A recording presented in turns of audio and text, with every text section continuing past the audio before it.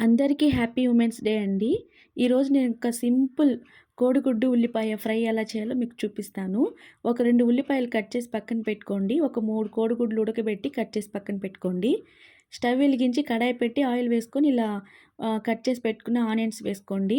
అవి వేగాక కొంచెం సాల్ట్ కూడా వేసుకొని ఒక 5 మినిట్స్ వరకు వేయించుకోండి.